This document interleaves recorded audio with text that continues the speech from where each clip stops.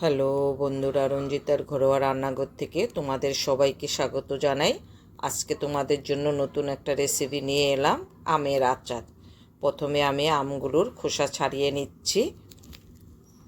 তোমাদের কাছে ছোট্ট অনুরোধ থাকলো, শুরু থেকে শেষ অবধি দেখো, আশা করি ভালো লাগবে। খোসাগুলো ছাড়ানো হয়ে গেছে, এবার আমি পিচ পিচ করে নেব।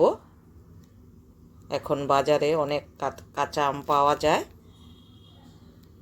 তাই আমি আজকে তোমাদেরকে আমের আচার করে দেখাচ্ছি। এই দেখো, পিস পিস করে নিয়েছি। এবার একটা মশলা বানিয়ে নেব। শুকনো লঙ্কা, ধনে, জিরে, মৌরি, গোলমরিচ হালকা করে ভেজে গুঁড়ো করে সাইডে রেখে দিয়েছি। এবার পরিমাণ মতো জল দিয়ে দিচ্ছি। এবার গুড়টো দিয়ে দিলাম। গুড়ে অনেক নোংরা থাকে, তাই আমি গুড়টা একটু ছেঁকে নেব। এই দেখো, এইভাবে আমি ছেঁকে নিচ্ছি।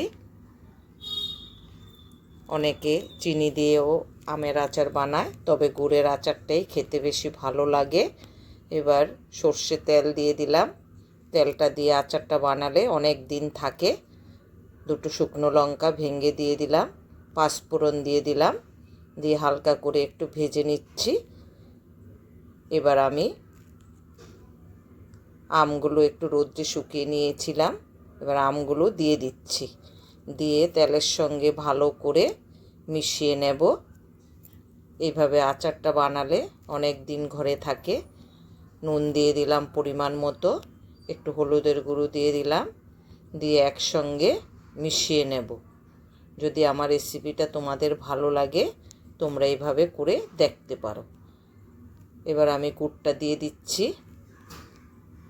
দিয়ে একসঙ্গে মিশিয়ে দেব। একটু ঢাকা দিয়ে দেব সিদ্ধ হওয়ার জন্য। এইভাবে আমি বারবার উল্টিয়ে পাল্টিয়ে ভালো করে সিদ্ধ করে নেব। এই দেখো, কালারটা কি সুন্দর হয়েছে। এবার আমি যে ভাজা মশলাটা করে রেখেছি সেটা দিয়ে দিলাম। ভাজা মশলাটা দিলে খুব সুন্দর গন্ধ বের হয়, সারা বাড়ি আচারের গন্ধে ম ম করছে।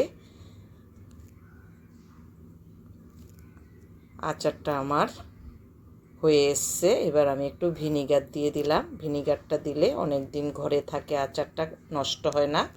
এই দেখো, আমি একটা প্লেটে তুলে তোমাদেরকে দেখাচ্ছি। কালারটা খুব সুন্দর হয়েছে।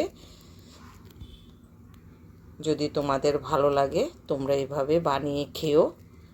সবাই ভালো থেকো, সুস্থ থেকো, পাশে থেকো। আর যদি ভালো লাগে, লাইক শেয়ার করে দিও।